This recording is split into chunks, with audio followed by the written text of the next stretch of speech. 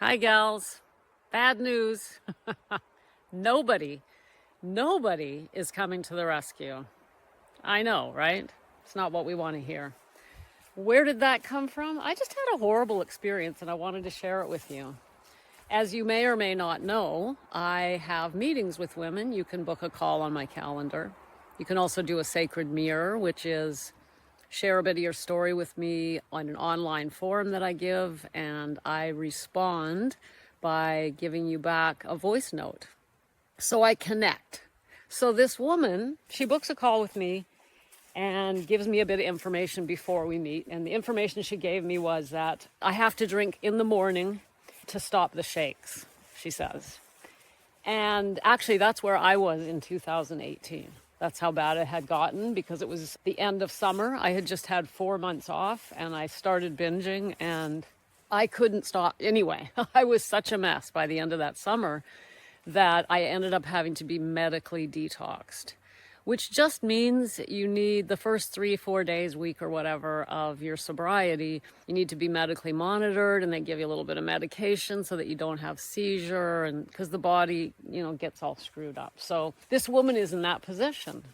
And so I said to her, you're going to have to check yourself in for a week, get the first few days, and then from there you start your journey, your real journey. I mean, that first week there's no self journey. It's just getting a booze out of your system. It's horrible. Anyway, so she books a call. I had already told her that in the email, but she books a call, arrives in the meeting. Listen, this is a woman who's gotten herself so tangled up in self-pity and the world owes me a favor sort of attitude that she's never going to get free. And unless she changes that attitude. So she comes into Zoom. And I asked her, how can I help? She says, I don't know. You're the one who said you could help. I said, well, I've already told you, you need to go and do that first week. And she's pissed, right? And she doesn't want to do it. She doesn't want to hear it. So we get out of the call and she immediately emails me and starts beating me up. I knew you wouldn't help. You said you would help, but I knew you wouldn't. I knew it was a lie. So I've blocked her email. But the reason I'm sharing this with you is not just to say, look what happened.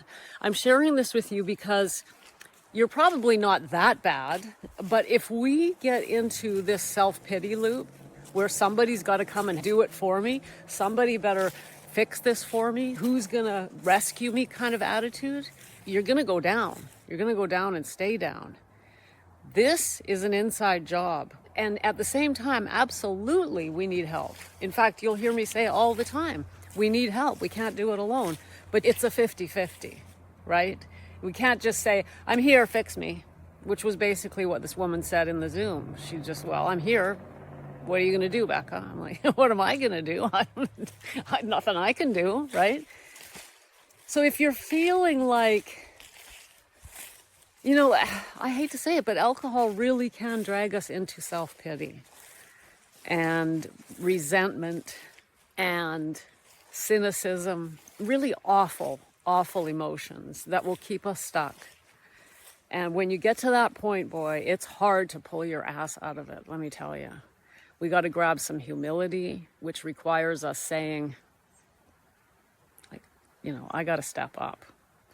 But we can get to a point where there's no humility and we're just pissed at the world. And when you're pissed at the world, you're going to get back from the world anger. Whatever we put out comes back. So if we put out the vibe of the world, I knew you wouldn't help me. How can I help her? I can't help her.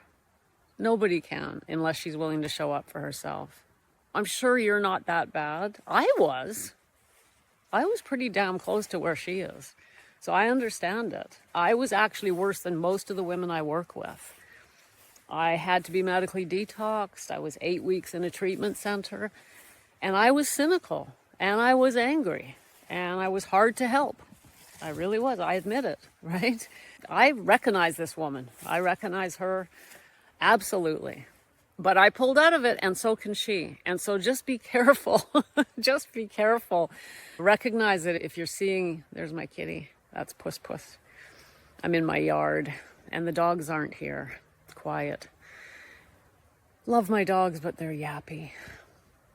Anyway, yeah, watch out for self-pity. Watch out for cynicism. Remember, nobody's coming to the rescue, babe. You can get all the support you need, but nobody is going to rescue. We have to say, I want my life back. And then do whatever it takes to get it. Sending you love.